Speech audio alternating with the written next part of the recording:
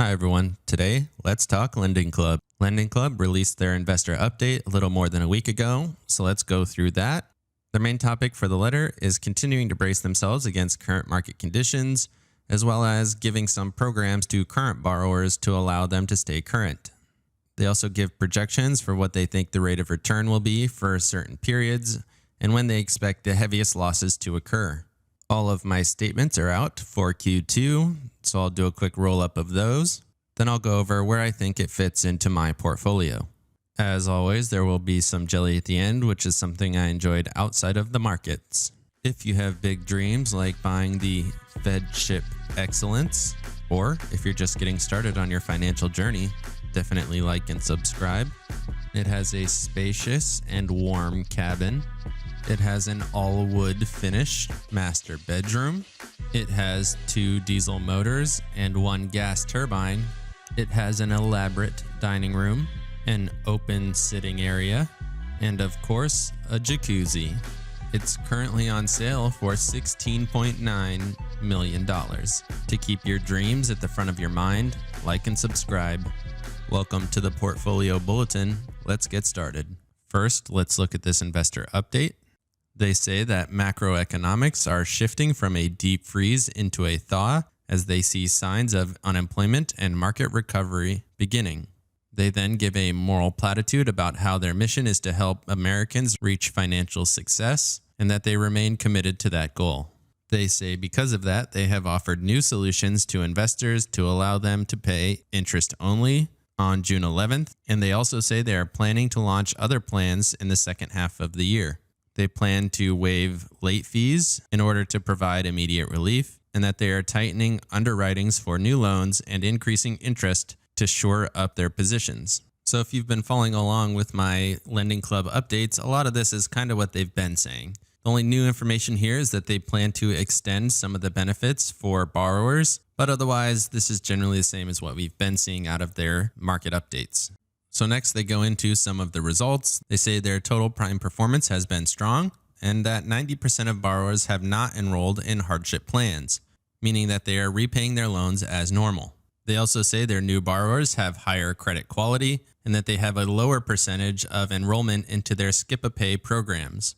If you recall, their skip-a-pay program was allowing some borrowers to skip 2 months of payments. They go on to say that people not participating in skip-a-pay are currently exceeding historical rates in terms of payments on time. Next, they say that current skip-a-pay program members are beginning to graduate and that a higher percentage, over 90%, have made payments during that period. Next, they say nearly 60% have enrolled in the second round of skip-a-pay, again saying that the more recent vintages, meaning the newer notes, are outperforming the older notes, which is evidence that they are improving their loan standards. It does seem a little suspect that they say that 90% of people in skip-a-pay have made payments, but also 60% have re-enrolled in skip-a-pay. I guess those people are just making sure that they have enough flexibility to stay current with their loans, but it still seems a little weird.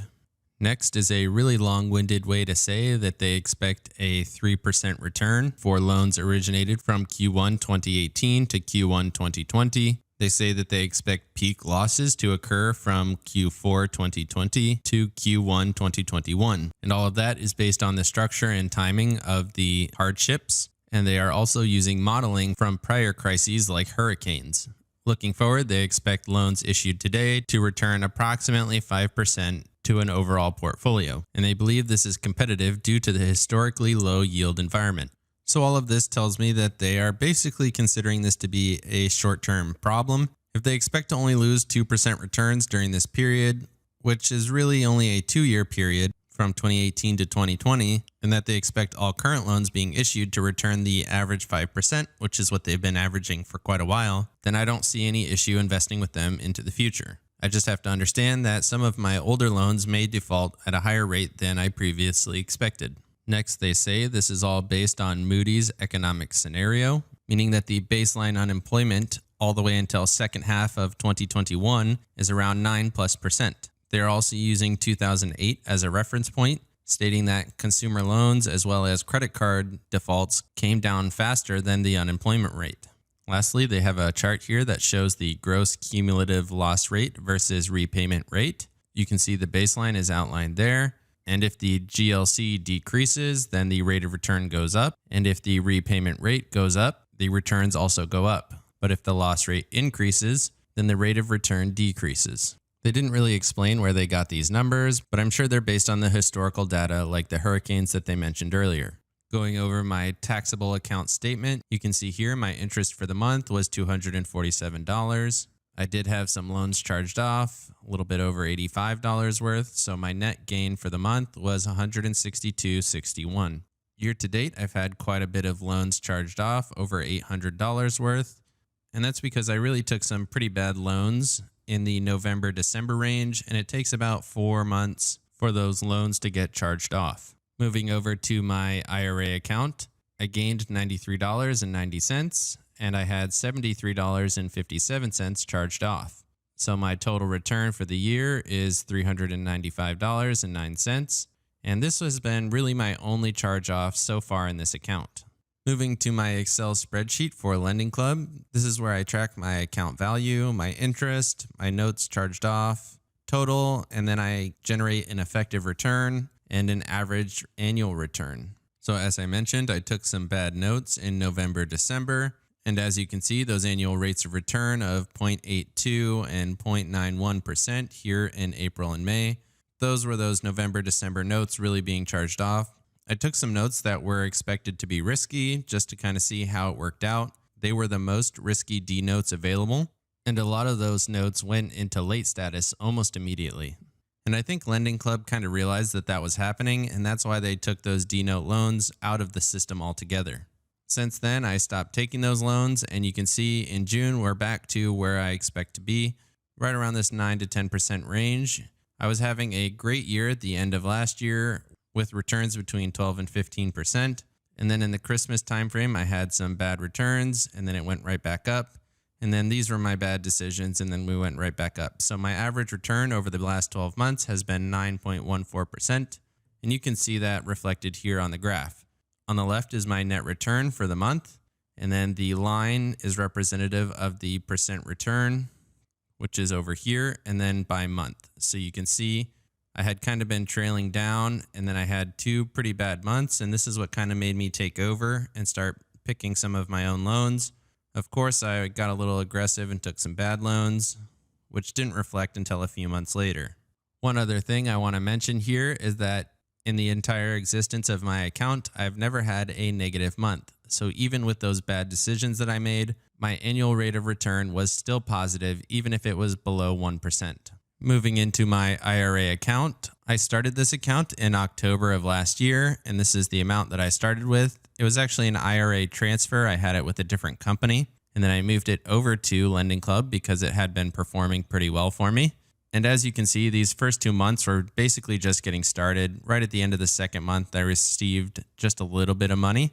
And then in December is when I finally got into the swing of things. In December, I don't think I was fully invested at that point because it does take a while to get fully invested with this amount of money. Remember, these notes are only $25 increments. So I choose to pick each individual note, and I have some pretty high standards in terms of the notes that I invest in. So getting to this total value in $25 increments takes a little while based on the availability of notes. But since I started getting my returns, I've been doing exceptionally well. I had my first charge off here in June, which took longer than I expected. But overall, it's been doing pretty well. I do have an average here where I extrapolated out to 12 months, and I also excluded these first 2 months because those are outliers. Moving over to the graph here, you can see I've had some pretty decent returns until this last month where I was a little bit less than 4% returns. But before that, I hadn't been below 10%. So I guess 1 month below 5% is acceptable. And part of the reason that this account does so well is I'm very picky with this one, more so than my taxable account. So for the last piece, where does Lending Club fit into my portfolio? You can see here that the 10-year Treasury note is yielding 0.67%, which is extremely low. That's even lower than the months that I just showed you on my taxable account where I made those bad decisions. But that's all the time. That's if you were to buy these notes right now. So basically, it makes no sense to purchase 10-year Treasury notes with rates being that low. So if you want to invest in bonds, something like a Treasury note, but you want a rate of return that's higher than this, Where do you go? I've chosen Lending Club as kind of a bond replacement. I can't sell out of Lending Club as easily as you can sell out of a bond, and it's not pretty close to guaranteed the same way a government bond is, but that's the trade-off when I get over 9% annually. Going down to the yield curve here, you can see the black line is the current and the blue line is a year ago. So 3-month Treasury notes used to be yielding over 2%. And the further you went out to these 30-year notes, they were yielding 2.5%. But today, short-term Treasury notes are basically yielding 0. And to get anywhere over 1%, you have to go all the way out to 30 years. So this makes no sense to me, and those returns aren't even going to keep up with inflation. So that's why I've decided to go with Lending Club as kind of a bond replacement. So to summarize, Lending Club is shoring up their position. They're allowing borrowers to take steps to stay current, and they're making sure investors are also taken care of by improving the quality of borrowers. My account has done well over the past 12 months, especially compared to the current market conditions, yielding over 9% on average. And I view Lending Club as a bond replacement since the yield on bonds has gone down so dramatically. So let me know in the comments below what you think of Lending Club. Does it fit into your portfolio? Are you still considering investing with them? Definitely like and subscribe if you got any value out of this video. Of course, none of this is financial advice. This is all for entertainment purposes. And with that, let's get to the jelly. So today's jelly is Mark Rebier. He does musical improvisation. So he makes all of his beats and sings along to them in real time. He's also kind of a unique dude, and he makes it a little bit more entertaining than just making music. So here's what that sounds like.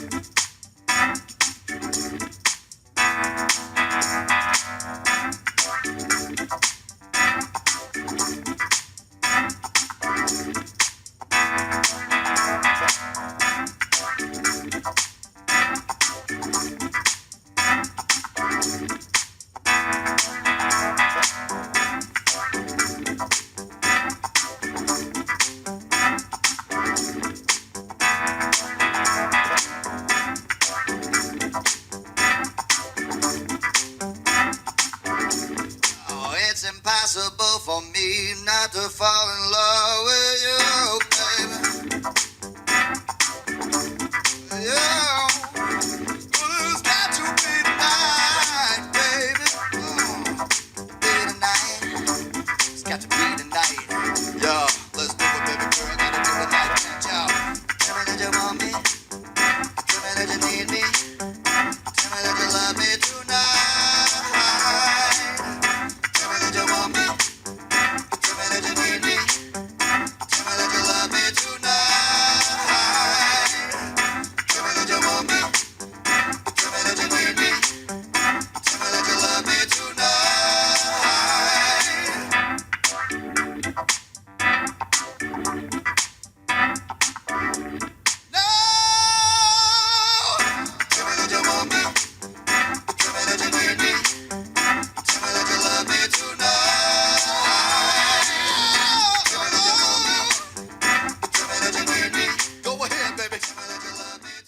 As you can tell, he's got quite the style with that Tweety Bird yellow robe, as well as that interesting mustache that he's got going on.